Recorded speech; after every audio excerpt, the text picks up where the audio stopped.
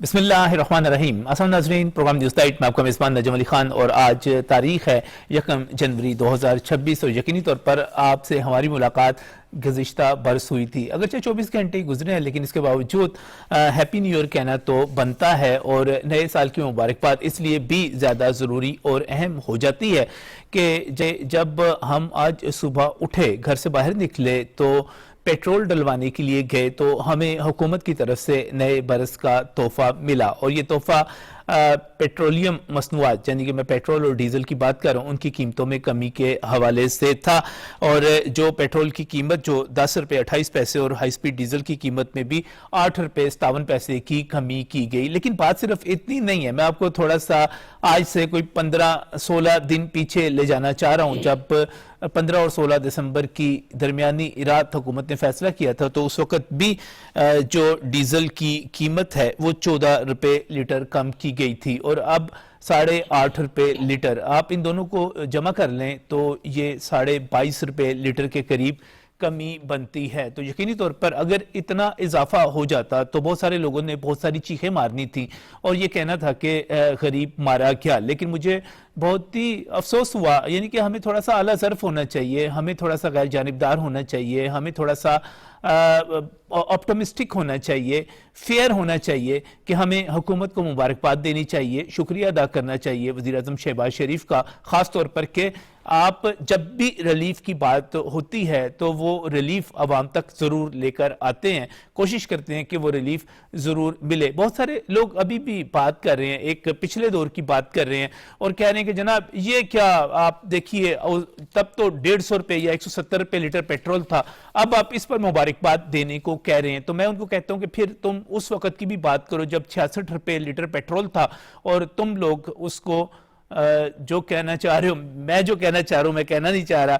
तो बहरहाल जी, आज जब दिन का आगाज हुआ तो हमारे लिए बहुत अच्छा रहा। इसके बाद जब खबरें आना शुरू हुई तो हमें पता चला कि पाकिस्तान स्टॉक एक्सचेंज 1,76,000 पॉइंट्स को अबूर कर गई है। और यकीनी तौर पर यह सरमायाकारों का जो एतमाद है वो सरमायाकारी अपना पैसा लगाते ही उस वक्त है जब उनको यकीन होता है कि यहाँ पर हमें इसका रिटर्न मिलेगा, ये एक कामयाब हमारी सरमायाकारी हो सकती है, हमें इसमें नुकसान नहीं होगा, यहाँ पर डेवलपमेंट हो रही है, आगे बढ़ रहे हैं। तो इसका क्रेडिट भी यकीनी तौर पर हुकूमत को जाता है, ये जो एतमाद पड़ रहा है। वरना एक वक्त था कि मियां मोहम्मद नवाज शरीफ 56,000 पॉइंट्स के ऊपर जिस स्टॉक एक्सचेंज को छोड़कर गए थे, कोई दूसरा जब आया था तो वो उसको 28-29,000 पर पीछे ले गया था और इसी पाकिस्तानी कौम के अरबों खरबों रुपए डूब गए थे। और अब जिस तेजी के साथ ये बढ़ी है, जब 1 लाख पॉइंट्स अबूर किए थे तो मैं उसको एक बड़ा संगे मील समझा था, लेकिन मुझे तो लग रहा है कि ये तेजी के साथ 2 लाख पॉइंट्स की तरफ बढ़ती चली जा रही है। जाहिर है 1,76,000 पे पहुंच गई, उसको अबूर कर गया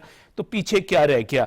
असल में ये सब जो है ये कौम की मुश्तरका आप मेहनत कह सकते हैं, हुकूमत की मेहनत है। इसमें हमारी मसल्ला अफवाज ने जो किरदार अदा किया, खासतौर पे दिफा के हवाले से, उसने मईशत पर भी अपना एक असर डाला, वो अपनी जगह पर अहम है। और उसी का नतीजा है कि आज पाकिस्तान में लोग जो ऑप्टिमिस्टिक हैं, जो पुरउम्मीद है। मैं आपके साथ बड़ी एक अहम चीज़ शेयर करने जा रहा हूँ। ग्लोबल इकनॉमिक गैलिप सर्वे है और पाकिस्तानी हमें दुनिया की जो ऑप्टिमिस्टिक होने की, पुरउम्मीद होने की शरह है 24% दूसरे ममालिक की, ये जो एवरेज है हमें पाकिस्तानी उससे दुगने से भी ज़्यादा पुरउम्मीद नज़र आते हैं। यकीनी तौर पर ये उनका एतमाद है अपनी क़यादत के ऊपर, अपने वज़ीर आज़म के ऊपर, अपने मसल्ला अफवाज के सरबराह के ऊपर। जिस तरह एक सिविल मिलिट्री रिलेशनशिप के साथ हम आगे, बेहतरीन रिलेशनशिप के साथ आगे बढ़ रहे हैं, उनको यकीन है कुछ अच्छा होगा। मेरे पास फिगर्स मौजूद हैं।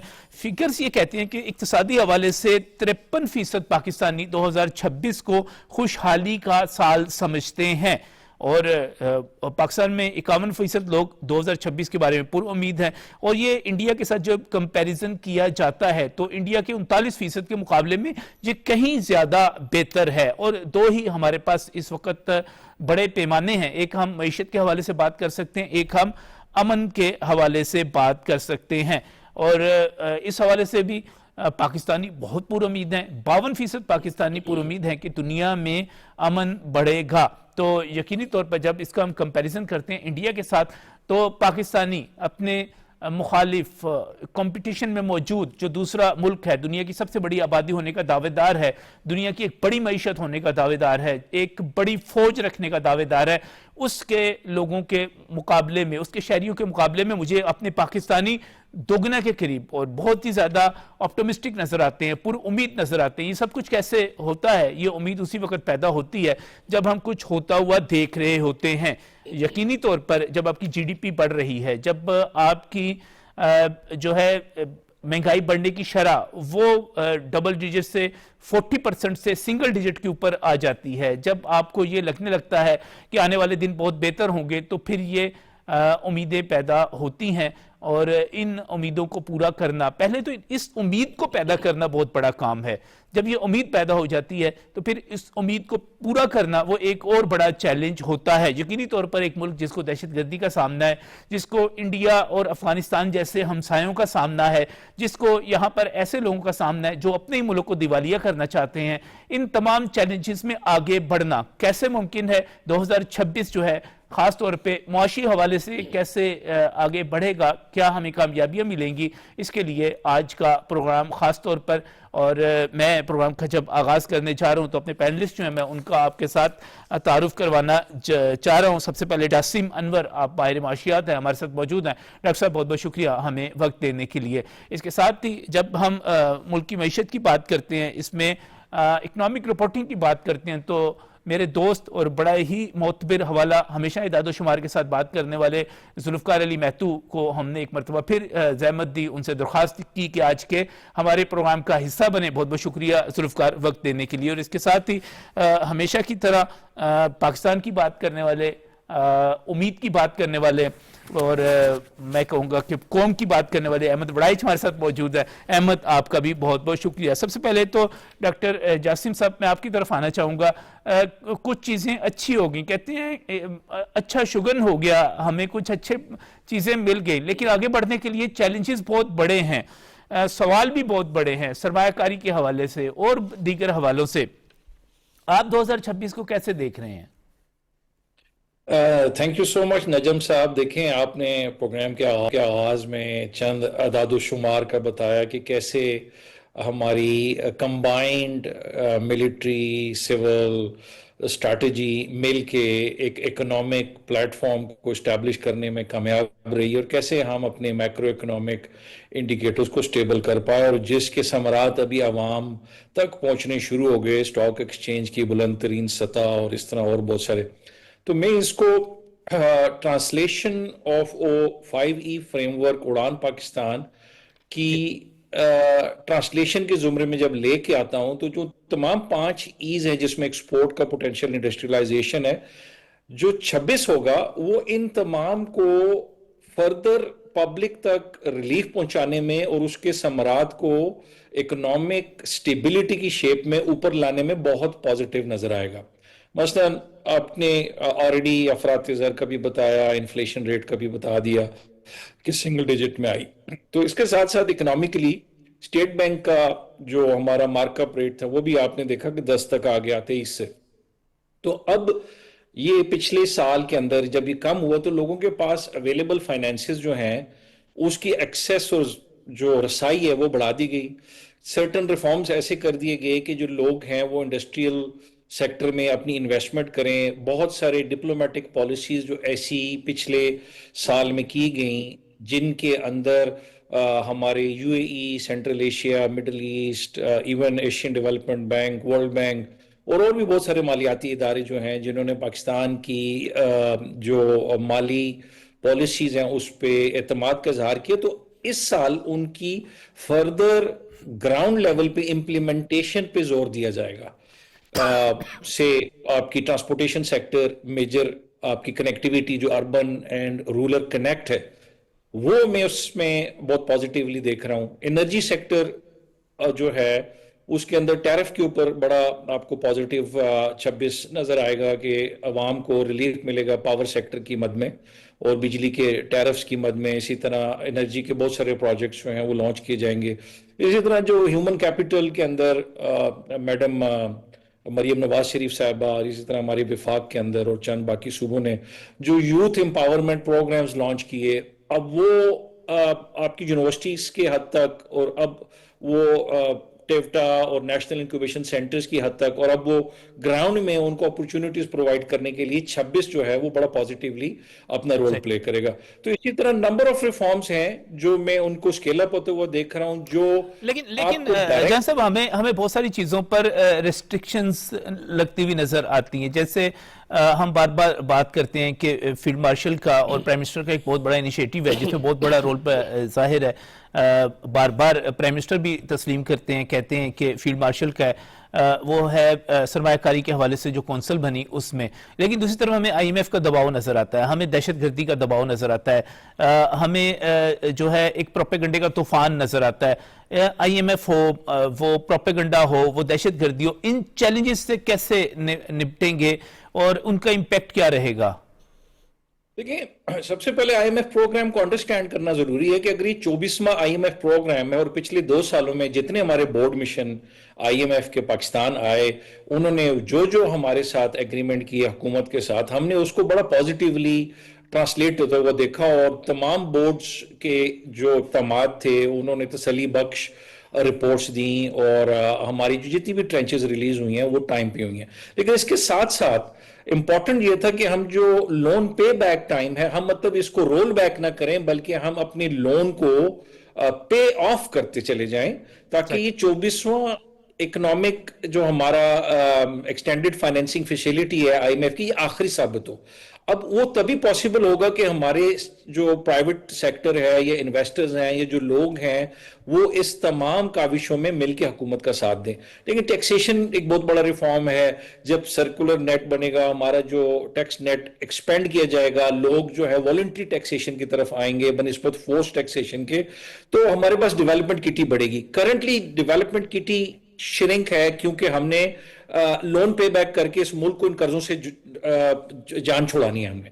سو یہ تمام وہ اقدامات ہیں جو اسٹیبلٹی کی طرف لے جائیں گے اور اس میں کوئی شک نہیں کہ جو پرائیویٹ سیکٹر ہے وہ ساری دنیا میں تمام ڈیولپمنٹ اکانومیز میں, یو ایس لے لیں آپ, انڈیا لے لیں, even China for that matter لے لیں, وہاں پہ private sector major economic driver ہوتا ہے اور گورنمنٹ صرف ریگولیٹ کر رہی ہوتی ہے چیزوں کو یا سرٹن پالیسیز یا کمپلائنس انشور کرتے, کوالٹی سٹینڈرڈ جو ہے متعین کرتی ہے. تو ہمارے پاکستان میں جو سرٹن پچھلے سال 25 میں 24 میں جو پالیسیز بنائیں گی, سرٹن جو ادارے ہیں ان کا قیام لایا گیا جس میں S A F C major role play کر رہا ہے, اکنامک کمیشنز ہیں, P3A ہے, اسی طرح بہت ساری اور انڈسٹریل ریفارمز ہیں. وہ سب اسی لیے ہیں کہ پرائیویٹ سیکٹر آئے, انویسٹ کرے اور اکنامک ڈیولپمنٹ میں اس ملک کو اس سائیکل سے نکالنے میں اپنا رول پلے کرے.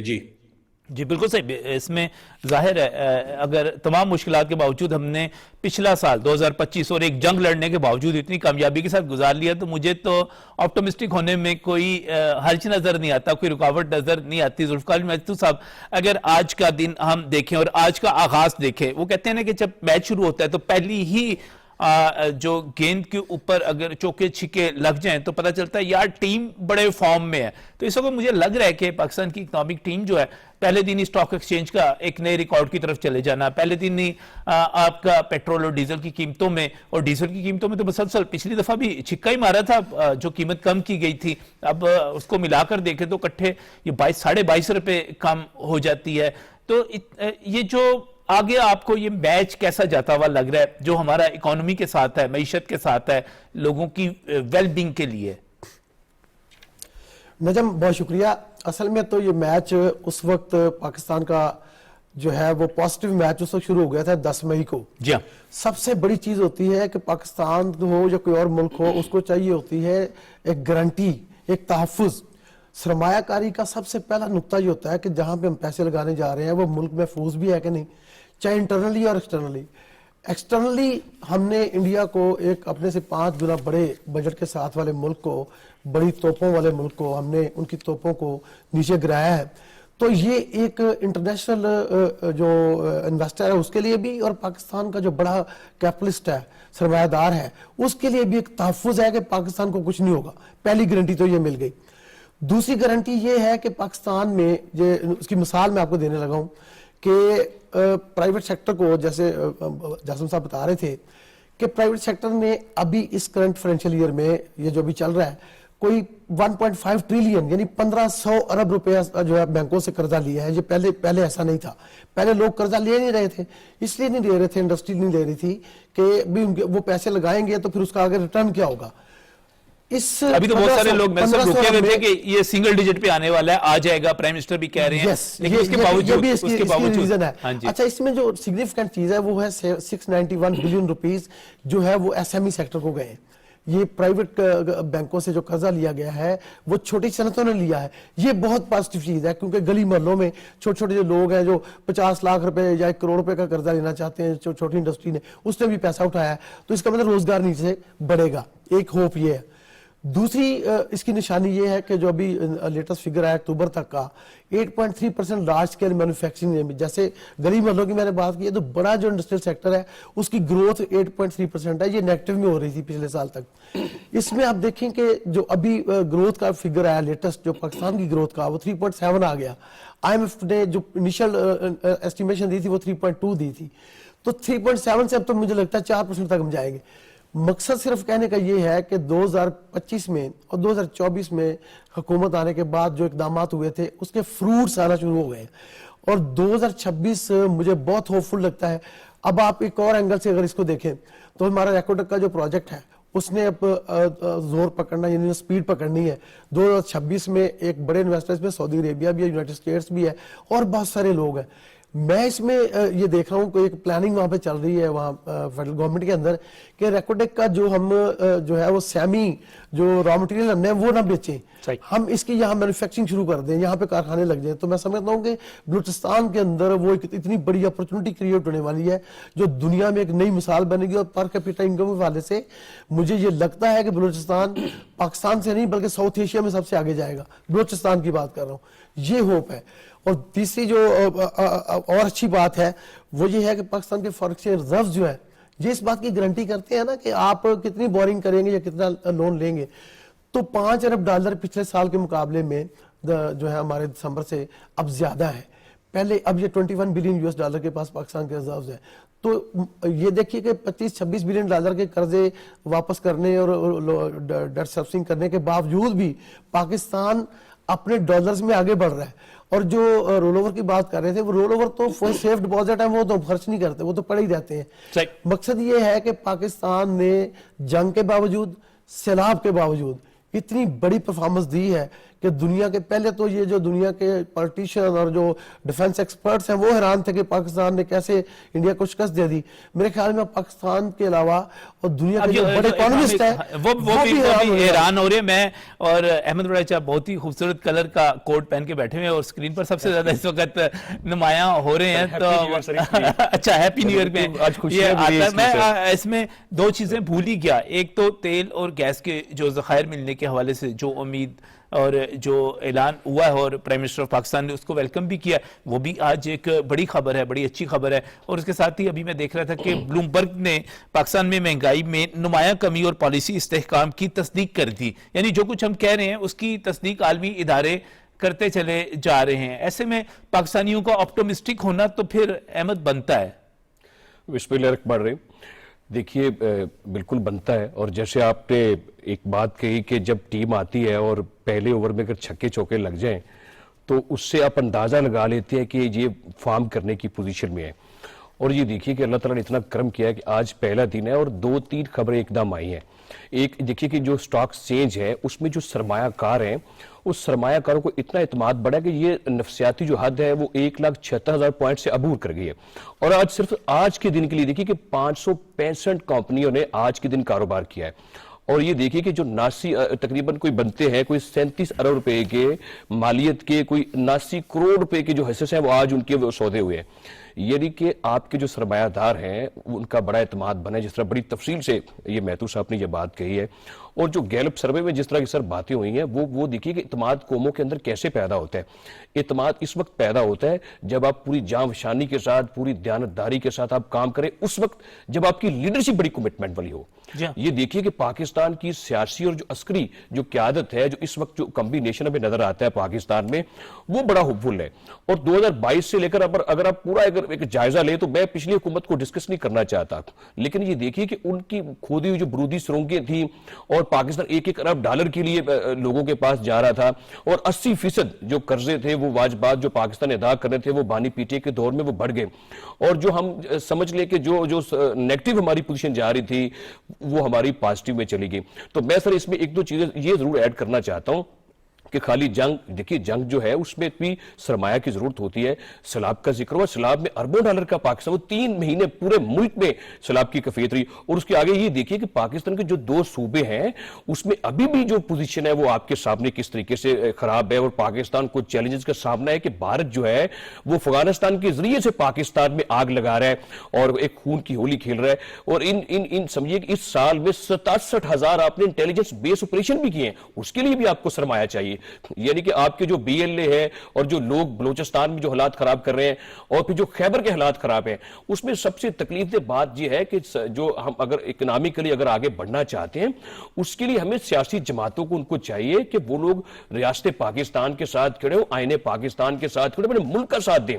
اگر آپ صرف ان کو سمجھائیں، ان کے ساتھ بیٹھ کے بات کریں اور 2 3 4 سالوں کے لیے یہ لوگ سمجھ جائیں اور روڑے نہیں اٹکائیں اور ملک کو چلنے دیں، اس نظام کو چلنے دیں، پھر دیکھیے کہ دنیا میں پاکستان کیسے ترقی کرے گا۔ اور یہ دیکھیے کہ اس سب سے بڑی خبر آج کی یہ بھی ہے کہ پاکستان نے کیسے سبقت لی ہے کہ ان کے جو یعنی کہ ہم 51 52 اور 53 پہ کھڑے ہیں سروے میں، اور یہ سروے کو ہمارے ملک کا نہیں ہے سر، یہ گلوبل 60 ممالک میں یہ سروے ہوئے ہیں، اور وہ صرف یعنی امید میں، خوشحالی میں، ترقی میں اور دنیا میں پاکستانی ہے بڑا احمد آپ کے ساتھ پروگرام کرتے رہے، بڑا مزدار کام تھا جب 10 مئی اور خاص طور پہ پہلگام فال فلیگ ہونے کے درمیان مارکہ حق کا جو پورا دورانیہ تھا، یعنی کہ 22 اپریل پہلگام فال فلیگ ہوتا ہے اور اس کے ساتھ 10 مئی کو باقاعدہ ایک پاکستان کی طرف سے جنگ کا اس کا جواب دیا جاتا ہے۔ اس دوران بھی پاکستانیوں نے جس زندہ دلی کا مظاہرہ کیا اور جس طرح ٹک ٹاک کے اوپر اور ٹینکوں پہ چڑھ کے اور جس طرح اپنی نگرانی میں فوج سے گولے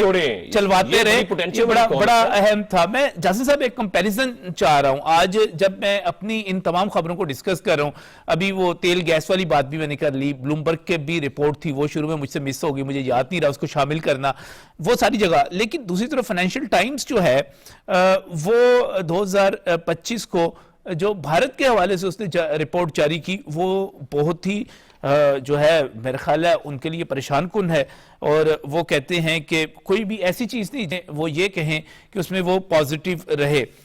پاک بھارت فوجی کشیدگی کا انہوں نے ذکر کیا، امریکہ کے ساتھ تجارتی محاذ آرائی کا انہوں نے ذکر کیا، ان کے جو مہلک طیارہ حادثہ ہے اس کا انہوں نے ذکر کیا، ان کی ایک کرنسی کی کمزوری کا ذکر کیا، انہوں نے معاشی بے چینی جو ہے وہ مسائل جس طرح وہاں پر پیدا ہو رہے ہیں اس کا ذکر، اور پھر فائنینشیل ٹائمز یہ کہتا ہے کہ ناکام اسٹریٹجک خود مختاری کے باعث بھارت کو امریکہ، چین اور روس کے ساتھ تعلقات برقرار رکھنے پر مجبور ہونا پڑا، اور امریکہ بھارت تجارتی معاہدہ کئی بار ملتوی ہوا اور امریکی ٹیرف کے نفاذ کی وجہ سے بھارت کو اقتصادی دباؤ کا سامنا کرنا پڑا۔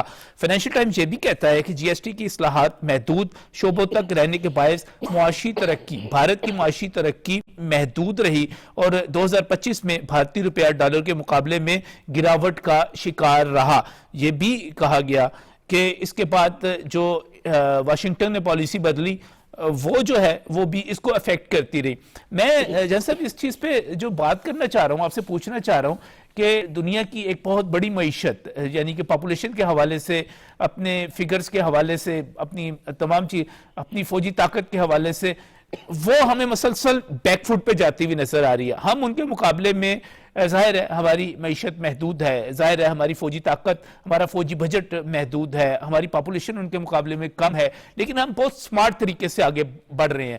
یہ انڈیا کے اوپر کیا اللہ کی کوئی مار پڑی ہے، کوئی نحوست پڑی ہے، یہ مودی کی نحوست ہے، پالیسیوں کی ناکامی، کیا سمجھتے ہیں کیا آپ اس کو؟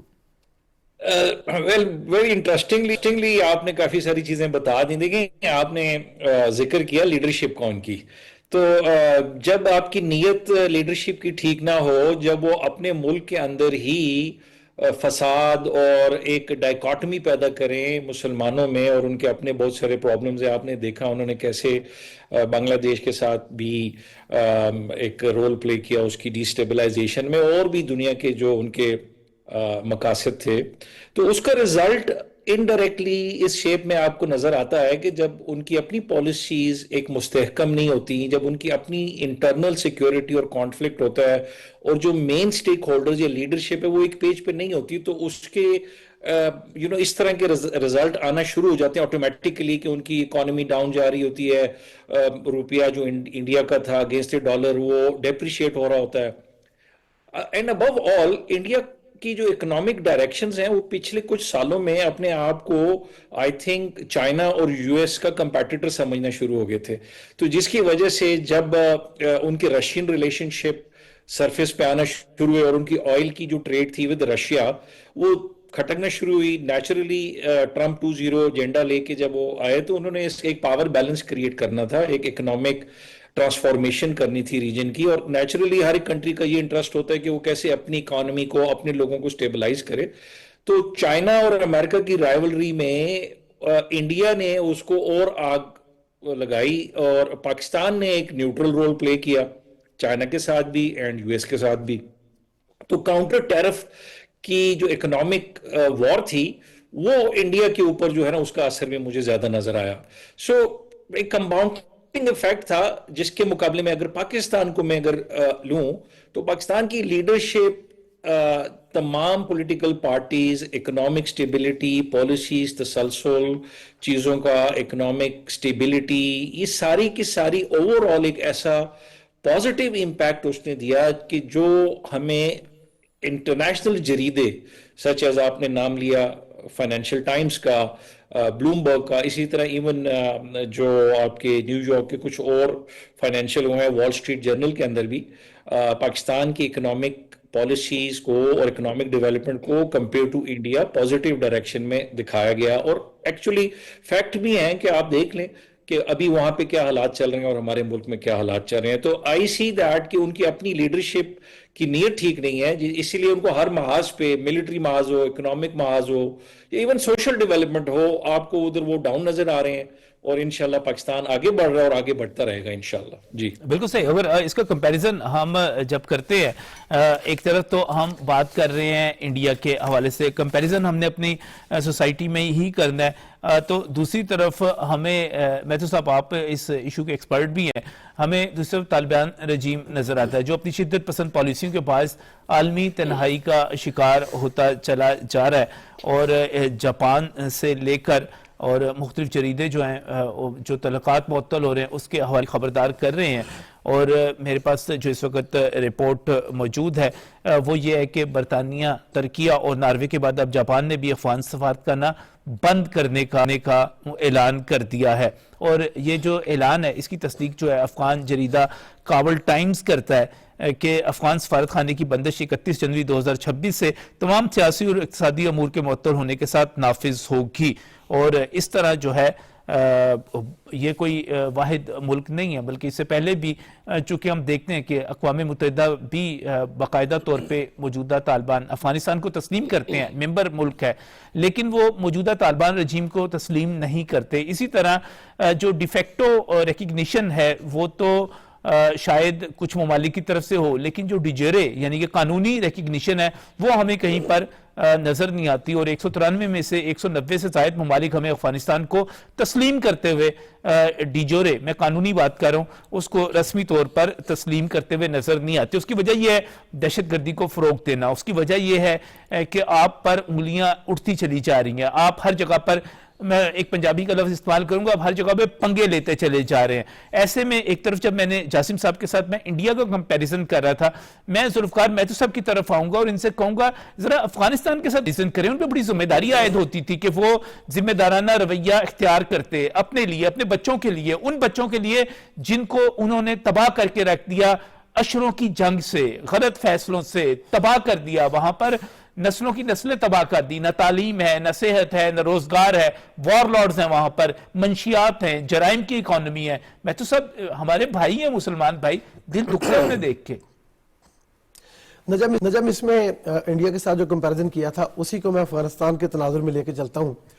انڈیا افغانستان کو یہ تھا کہ میں پاکستان سے لڑائی لڑوں گا تو انڈیا میری سپورٹ کرے گا اور مجھے ایک بڑا فائنینشیل بینیفٹ ملے گا.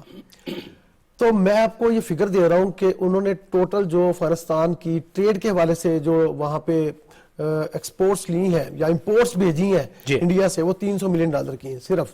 اور پاکستان کے ساتھ ایک وقت میں ایسا بھی تھا کہ جب ہمارا کچھ $6.5 ارب کی افغانستان کے ساتھ ٹریڈ چل رہی تھی. تو $300 ملین نے کہ وہاں پہ چیزیں بیچ کے افغانستان کیسے بچتا ہے، نمبر 1. نمبر 2 یہ ہے کہ افغانستان ایک رجیم ہے، ان کو ڈیجورے کوئی مانے نہ مانے یا ویسے کوئی ریکگنائز اخلاقی طور پہ کرے نہ کرے، اس سے فرق نہیں پڑتا. ان کا جو ایک مسلسل ٹیررزم کا ایک بیانیہ تھا یا جو حکمت عملی تھی، اور خاص طور پہ پاکستان کے اوپر انڈیا کے کہنے پہ، اس کا بھی تقریباً جو ہے وہ ختم ہو گیا. اس لیے کہ انڈیا نے بھی اب پیچھے ہاتھ کھینچ لیا، کیونکہ لوگ اس کے بھی انگلی اٹھانے لگے تھے کہ تم اب دہشت گردی کے حوالے سے کینیڈا میں بھی کرتے ہو، امریکہ میں بھی کرتے ہو سکھ کمیونٹی کے خلاف، اور تم یہاں پہ پاکستان کے خلاف افغانستان کے ذریعے کر رہے ہو. تو میں سمجھتا ہوں افغانستان کے پاس کوئی آپشن نہیں رہ گئی. وہاں پہ اس وقت نجم 50% پاپولیشن جو ہے، میں اس کو غریب کیا کہوں، ان کے پاس فوڈ پاورٹی کا یہ حال ہے کہ ایک وقت کی روٹی ہے، دوسرے وقت کی روٹی کا پتہ نہیں ہے. ایران سے جو چیزیں وہ لینا چاہتے تھے، ایران کے ذریعے جو اندر آنا چاہتی تھی چیزیں پورٹ سے، سمندر سے، وہ امریکہ کی پابندی کی وجہ سے انڈیا بھی نہیں بھیج سکتا، کوئی بھی نہیں بھیج سکتا. اور اگر وہ سینٹرل ایشیا سے یعنی ایون گندم بھی امپورٹ کرتے ہیں، تو نجم اگر ایک کنٹینر یہاں سے لاہور سے جاتا ہے کابل، تو اس کا $700 کرایہ ہوتا ہے، اور اگر وہ سینٹرل ایشیا یا چین سے آتا ہے تو وہ $2300 ہے. تو پہلے تو یہاں پہ ہی کمپیریزن کر لینے کہ کہاں پہ جاتی ہے. چاول وہاں پہ مہنگے ہوئے ہیں 20-25%، 30%. آٹا وہاں پہ 9-10% مہنگا ہوا ہے. فیول مہنگے ہوئے ہیں. ادویات کئی گنا، یعنی گنا تو نہیں، پرسنٹیج وائز اب میں ایگزیکٹ فگر نہیں دے سکتا، لیکن کافی زیادہ ان کی قیمتوں میں اضافہ ہوا ہے. تو میں سمجھتا ہوں کہ افغانستان کو مسلمان ہونے کے ناطے بھی اور ایک ہمسایہ ہونے کے ناطے بھی پاکستان سے اب ہاتھ ملانا پڑے گا اور دہشت گردی کا اپنا وتیرہ ختم کرنا پڑے گا، ورنہ ہم نے تو ختم کر ہی دیا. اب مجھے دیکھیے کہ دہشت گردی کے جتنے ہم نے 6-7 ہزار احمد صاحب نے بتائے ہیں، اب ان میں آپ دیکھیں پہلے ہر روز 4-5 جو ہے وہ اٹیک ہو رہے تھے. ہمارے آپریشن کی سپیڈ بھی اسی طرح سے 6-7 ہزار آپریشن ہم نے کیے. لیکن اب آپ دیکھیں کہ ان کے اٹیکس میں کمی آئی ہے، کیونکہ ہم نے ایک پوری طاقت کے ساتھ ان کو جواب دیا. ہم نے بارڈر کلوز کیا اور ہم نے کہا کہ بھائی ہم افغان ٹریڈ. اس میں نا میں آپ کی طرف ایک اہم ٹاپک کے ساتھ آنا ہے احمد صاحب، لیکن نا میں جاسم صاحب کا ایک کمنٹ چاہ رہا ہوں، کیونکہ جب ہم افغان جریدہ دیکھتے ہیں آمو کے مطابق روس نے افغان مزدوروں کی بھرتی سے انکار کیا. اس سے پہلے امریکہ نے تمام ویزے جو حرکت وہاں پر کی گئی، اس کے بعد وہ ویزے انہوں نے دینے سے انکار کیا. جرمنی، پاکستان، ایران، تمام ممالک سے افغان مہاجرین نکالے جا رہے ہیں، بے دخل کیے جا رہے ہیں. آپ کس طرح دیکھتے ہیں 2025 افغانستان کا اور 2026 بھی؟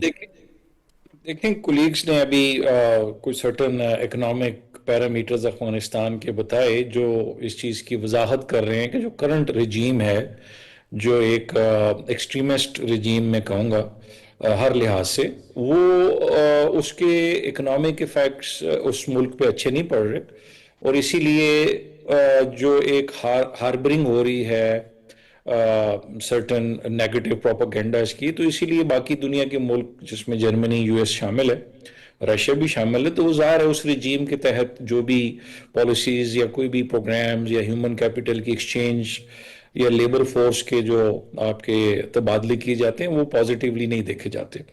پھر اگر ہم اس کو براڈلی دیکھیں تو کبھی بھی کوئی بھی ریجنل انسیکیورٹی یا انسٹیبلٹی کسی بھی ملک کے لیے، پورے خطے کے لیے اچھی نہیں ہوتی.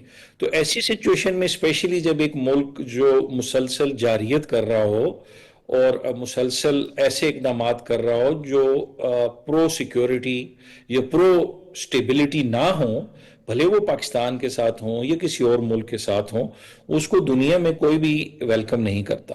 تو 25 کا یہ جو سال گزرا، اس میں ہم نے جو افغانستان کی رجیم چل رہی ہے اس کے کچھ منفی اثرات اپنے بارڈر پہ بھی دیکھے، جس کا ہمارے ملک نے دفاعی افواج نے بڑے اچھے طریقے سے اس کو کاؤنٹر کیا، اور ابھی بھی ہماری ڈپلومیٹک پالیسیز جو ہیں وہ اس کو کاؤنٹر کر رہی ہیں. لیکن سنس ہمارے مسلم ممالک کے ساتھ تعلقات، جس میں افغانستان بھی ہمارا ایک برادر کنٹری رہ چکا ہے، اور ہم نے ریفیوجیز کی ہوسٹنگ میں کوئی کمی نہیں چھوڑی پچھلے 40-50 سال میں. مور دین 10-15 لاکھ 20 لاکھ سے زیادہ، ایک وقت میں 30 لاکھ مہاجرین کو پاکستان نے پناہ دی. اب اٹس ٹائم کہ اب افغانستان کی رجیم اپنی اکنامک سٹیبلٹی کی طرف جائے، اور اپنی 26 کے اندر جو اگلا یہ کرنٹ سال ہمارا ہے، اپنی سر نو پالیسیز کو ریویو کرے، اور اس لینس میں ریویو کرے کہ کیسے ایک ریجنل سیکیورٹی، گلوبل سیکیورٹی کے افغانستان پاکستان کے ساتھ مل کے ٹریڈ ڈیولپ کرے، اور سیکیورٹی کے جو پیرامیٹرز ہیں اس کو 100% کمپلائی کرے، اور اپنے ملک کی بھی ترقی کرے، اپنے ہمسایوں کی بھی ترقی میں بھی اپنا رول پلے کرے. تو امید تو ہم یہ کرتے ہیں کہ جو پاکستان کی ڈپلومیٹک پالیسیز ہیں وہ سپورٹیو ہوں گی فار افغانستان، کہ وہ اپنی کرنٹ رجیم میں جارحیت کو کم کرے اور ہمارے ساتھ کوآپریشن کرے، ٹریڈ میں بھی اور ادروائز بھی. جی بالکل صحیح، بالکل صحیح. ہم تو سمجھا ہی سکتے ہیں، مشورہ ہی دے سکتے ہیں، اور ہمیشہ ان کو مشورہ دیا کہ امن کی طرف آئیں، تعمیر کی طرف آئیں، ترقی کی طرف آئیں. اور کسی بھی دور میں طالبان کے پچھلے رجیم کی بھی بات کروں گا، ان سے کہا گیا تھا کہ آپ تصادم کی طرف نہ جائیں، فساد کی طرف نہ جائیں. پاکستان کی طرف سے باقاعدہ وفود گئے ان کو سمجھانے کے لیے، نہیں مانے. اس کے بعد انہوں نے اپنے لیے خود تباہی اور بربادی کا راستہ چنا. پاکستان تو کسی بھی طرح جنگ کا متمل ہو ہی نہیں سکتا، نہ اس کا حامی ہے. میں جو خاص طور پہ جب جنگ کی بات کرتے ہیں اور دہشت گردی کی بات کرتے ہیں، افغانستان کی طرف سے آنے والے دہشت گردوں کی بات کرتے ہیں، تو میں فوری طور پر اپنے آپ کو خیبر پختونخوا میں لے جاتا ہوں. اور وہاں پر جو صورتحال ہے، ناظرین، پولیٹیکل پارٹی ہے وہ یہ کہتی ہے کہ میں جو ہے خیبر پختونخوا کی بہت زیادہ نمائندہ ہوں، اور اس کا جو سوشل میڈیا برگیڈ ہے وہ طرح طرح کی ہردہ سرائیاں کرتا ہے، طرح طرح کی گفتگو کرتا ہے. لیکن میرے پاس ایک رپورٹ موجود ہے، میں خیبر پختونخوا کے عوام کی بات کر رہا ہوں، وہ کیا کہتے ہیں، وہ کیا چاہتے ہیں. اور پورے کے پورے خیبر پختونخوا سے ایک نمائندہ رپورٹ جس میں ان کا یہ کہنا ہے کہ اگر کوئی دنیا میں کمانڈر ہو فوج کا تو وہ فیلڈ مارشل سید عاصم منیر جیسا ہی ہونا چاہیے، ان سے بہتر کوئی نہیں ہے. وہ یہ کہتے ہیں کہ اگر کوئی 2025 کا ہیرو ہے، اور ظاہر ہے اس کی بنیاد 10 مئی کو رکھی گئی جب آپریشن بنیان المرصوص میں اور معرکہ حق میں ہم نے انڈیا کو ناکو چنے چبوائے، اور اس کی قیادت کر رہے تھے فیلڈ مارشل سید عاصم منیر. تو پھر ظاہر ہے جو انہوں نے الفاظ استعمال کی، میں ابھی آپ کو وہ سنواتا ہوں سارے کے سارے، کہ انہوں نے ایسے اقدامات کیے جو دنیا کے کسی بھی طاقتور کمانڈر کے بس کی بات نہیں تھی. انہوں نے صرف اور صرف عوام نہیں بلکہ ان سے تو دنیا کے حکمران متاثر ہیں، پریزیڈنٹ ٹرمپ متاثر ہیں. چلیے میں کہوں گا کہ وہ جو رپورٹ ہے جو خیبر پختونخوا کے عوام کے حوالے سے ہے سنوائی جائے، اس کے بعد احمد وڑائی صاحب اور دیگر ہمارے جو پینلسٹ ہیں ان سے رائے بھی لیں گے. دنیا دې ته حیران ده چې د سید عاصم منیر کم اقدامات دي، سپیشلی کم غټ کنټریز دي او په دنیا کې جنگونه او هتیار جوړي او جنگونه کې مختلف طریقې جوړي او مختلف چې کوم نه په خپل پوچ پیسې لګي، بجٹ لګي. پاکستان بجٹ هم دومره نه دی عالمي سطح باندې کوو د فوج بجٹ، او بیا هم بنیان المرصوص کومه صرف وګورئ د ټول دنیا ته یو سبق وخو. کاغذ دنیا هر یو ملک ته نو یو سبق ته اوس چې پاکستان ګوره دوره خطرناک ملک دی، نو د دې کریډټ صرف اور صرف سید عاصم منیر ته ځکه چې د هغه چال چلن یا د هغه پالیسۍ چې کومې دي، هغه فوجي پالیسۍ دي، هغه نور پالیسۍ دي، هغه مطلب بیرونی پالیسۍ دي که اندرونی دي، یو ملک محفوظ طرف ته مطلب یو کامیابی طرف ته صرف اور صرف د chief of army staff Asim Munir د وجې کېږي. دی کال کې چې کوم آرمي چیف چې په ټوله دنیا کې یو ځان خپله ځان ښکاره کړو، اول خبره خو دغه ده چې په انډیا کې چې کوم دی کوم هغه ټکنما وکړه چې ټوله دنیا دې ته حیرانه شوله چې د انډیا ته څنګه داسې هغه وکړو، فتح ورکړه. د آرمي چیف چې مونږ ځین چې ستیانه نه ځین چې ډېره غټه یو نوم یې پاتې شو. آرمي چیف چې کوم خپلې کارونه په پاکستان کې روان کړي دي او اوس چې کوم موجوده ده، او موږ به دا دعاګانې کوو چې ډېره ښایسته 2026 لپاره هم داسې آرمي چیف زموږ لپاره داسې یو نوم جوړ کړي. دنیا کې څومره غټ غټ تعریفونه یې پرې شلو، د معیشت په حالې سره آرمي چیف چې کوم کوشش وکړو، خو خاص کر کې په پاکستان کې چې یاره مثال چې کوم مهنګۍ په حوالې سره دوی څومره کوشش وکړو، غټه غټه صنعتکاري سره په حوالې سره، او په دې هکله باندې خو صاحبه زه دا وایم چې آرمي چیف چې ځین چې په دنیا کې یو نوم جوړ کړی دی. سپیشلی آصف منیر چې کومه پالیسي ده نو ډېره زبردسته پالیسي ده، د ملک معیشت ډېر زیات ښه کړو. سپیشلی پاکستان سفارتي طور که موږ پاکستان وګورو نو مخکې دومره ښه نه و، د آصف منیر په دې دور کې ډېر زیات پاکستان چې کوم فارن پالیسي وه هغه ډېر زیات ښه شوه، معیشت ښه شو. د انډیا غونډه کې زموږ په گاوند کې چې کوم دشمن ملک موجود دی هغوی ته چې آصف منیر ورسره په کومه طریقه باندې مقابله وکړه، هغوی له په کومه طریقه باندې شکست ورکړو. د دې نه علاوه د سوپر پاور ډونالډ ټرمپ که موږ وګورو نو هغه زمونږ د جرنیل صاحب نه آصف منیر نه ډېر زیات امپریس دی، او د آصف منیر چې کومه پالیسي ده نو د پاکستان چې کوم دی یو بیل مقام ته ویو. انڈیا کے ساتھ معرکہ حق والا جو معاملہ ہوا تو اس میں اس کی لیڈرشپ میں پورے پاکستانی افواج جس میں فضائیہ بری فوج پاکستان کے عوام نے ان کا ساتھ کیا، پاکستان کی حکومت نے جو اچھے فیصلے کیے، تو یہ آصف منیر صاحب کی کامیابیاں ہیں امریکہ میں. جی ناظرین، آپ نے گفتگو سنی، ابھی گفتگو بہت طویل تھی، بہت سارے لوگ تھے جنہوں نے بات کی، لیکن دہشت گردی کا شکار صوبہ ہمارا خیبر پختونخوا، اور اس کے ساتھ ساتھ میں بلوچستان کی بھی بات کروں گا. وہاں پر لوگ اپنے محافظ، اپنے دوست سید آصف منیر سے کس طرح محبت کرتے ہیں. آپ نے احمد رائے صاحب سنی گفتگو. اچھا دیکھیے کہ اس پہ کوئی شک نہیں ہے کہ ان کو ایک شخص اس کو مائنس کر دیں ایک منٹ کے لیے، اگر میں سمجھتا ہوں کہ پاکستان کی جو عوام ہے اور جو ریاست ہے یا ریاستی ادارے ہیں یا ہمارے جو فیلڈ مارشل سید آصف منیر ہے، حتیٰ کہ ہمارے پرائم منسٹر نے جو محنت کی ہے، ان کے درمیان اور عوام ان کے درمیان اب کوئی نہیں آئے گا. ہمارا آپس میں ریاست کے ساتھ اور تمام جو صوبے جو ہمارے ملک کی اکائیاں ہیں فوج کے ساتھ چولی دامن کا ساتھ ہے، ہمیں ایک دوسرے سے کوئی جدا نہیں کر سکتا. یہ ان کی خواہش رہے گی، خواہش ہے اور خواہش ہی رہے گی، وہ کبھی اپنے عزائم میں کامیاب نہیں ہو سکتے. وہ تکلیف پہ ہیں، اور افسوس اس بات کا ہے پرائے دشمن کا آپ کو پتہ ہوتا ہے جو آپ کے جس کے سامنے آپ کھڑے ہو کر وار کرتے ہیں. جس طرح انہوں نے جو میں ان کی محبت اور لگن سے وہ باتیں سمجھا ہوں، جس طرح وہ پشتوں میں کہہ رہے تھے سفارتکاری کی، معیشت کی، اور ہندوستان کو جس طرح آپ نے کہا کہ ہم نے دندان شکست دی. ہمارے پاس 9 ارب ڈالر ہے دفاع کے لیے، ان کے پاس 80 سے زائد ارب ڈالر کا بجٹ ہے.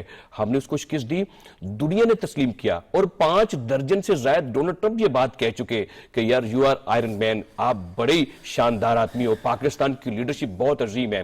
اور یہ دیکھیے کہ جتنے میگزین آئے، انگلش میگزین آئے، اس کے علاوہ امریکن میگزین آئے، یورپی میگزین آئے اور ایشیائی میگزین، تمام میگزین ایک ہی بات کہتے رہے. اور وائٹ ہاؤس میں کیا باتیں ہوتی رہیں؟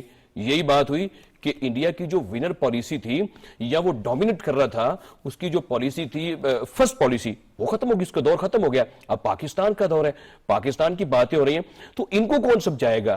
ان کو یہ چاہیے کہ یہ اسی پالیسی کے اوپر چلے جو دنیا جس تناظر میں آپ کو دیکھ رہی ہے. اگر آج نجم صاحب میں ان سے بڑا کلیئر یہ بات کہتا ہوں، اگر پاکستان تحریک انصاف اور ان کا بانی پی ٹی آئی اگر آج یہ اپنے ملک کے ساتھ اپنی ریاست کے ساتھ نہ کھڑ رہے تو تاریخ پھر ان کو کبھی معاف نہیں کرے گی.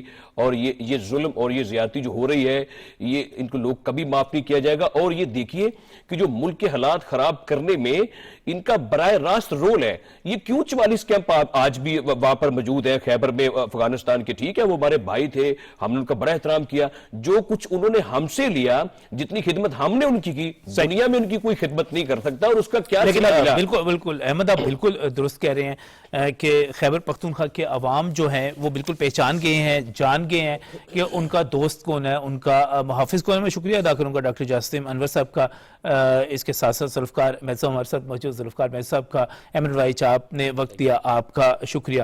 ناظر میں مجھے آپ سے یہی کہنا ہے کہ پروپیگنڈا جتنا مرضی آپ زیادہ سے زیادہ کرتے چلے جائیں، لیکن آخر میں جو جیت ہوتی ہے وہ حقائق کی ہوتی ہے، وہ کارکردگی کی ہوتی ہے، وہ محبت کی ہوتی ہے، وہ آپ کے تعلق کی ہوتی ہے، وہ آپ کی محنت کی ہوتی ہے.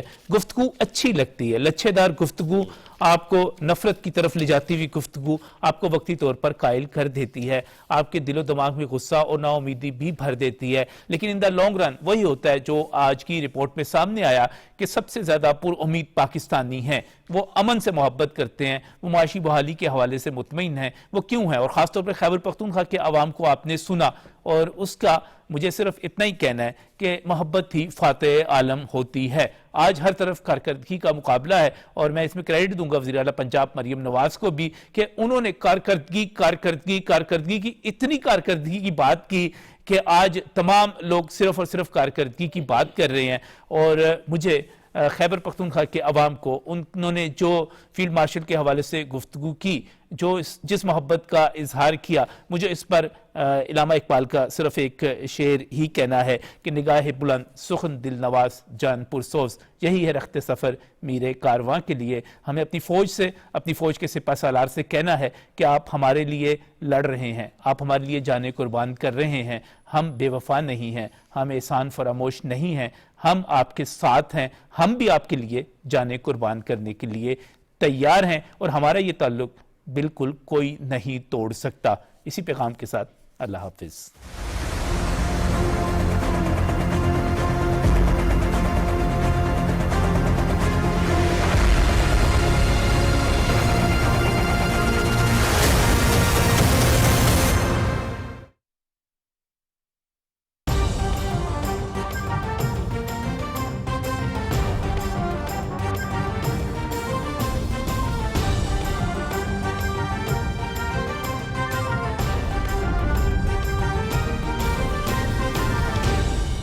درست، ہر وقت، بر وقت.